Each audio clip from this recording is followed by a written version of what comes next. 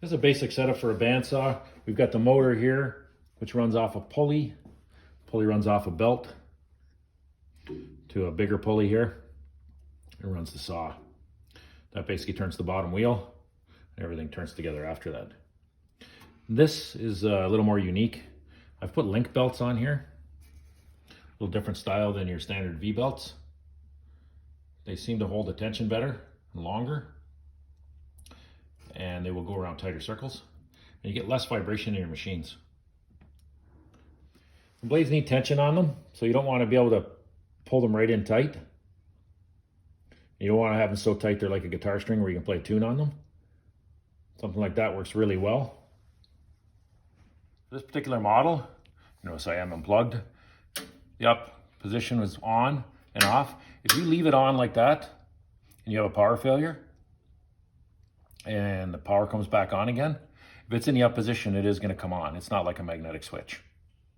So leave it in the op position. Here's the motor for the bandsaw.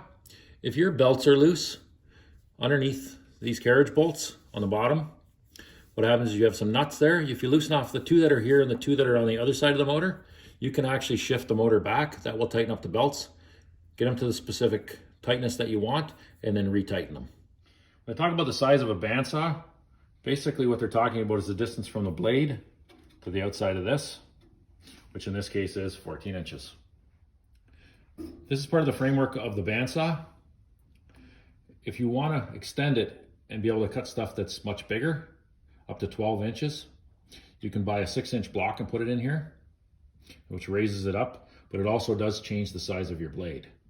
Standard capacity with this right here, with this fully extended, is 6-inch. Like I say, with that extension or lift, you could take it to 12-inch. Okay, we have a scale underneath the table here. What it does is it can go 45 degrees in either direction. It also has a stop, which will stop it at 0. It may not be 100% accurate. You may want to check with the blade and the table and some test cuts with a protractor to make sure you have the right angle. In order to adjust the table, you need to back this off and back it off quite a bit. Same with the one on the back. Once you have it back, you should be able to tilt this table. It'll go up to 45 degrees. This here is a carriage bolt and it's underneath the table. The top of this right here is what the table is going to sit on. If you were out, you can just loosen the nut off here and you can either move it up and down depending on what direction you need to move it to get the blade square. Once you have it square, the carriage bolt has a place where you can put a wrench on the top, and one that you can put the wrench obviously on this nut, and you can tighten it into place, and then you can recheck it after you're done.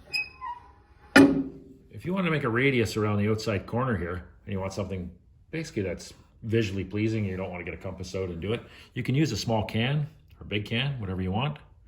Usually something you got kicking around your shop. You can line it up like this,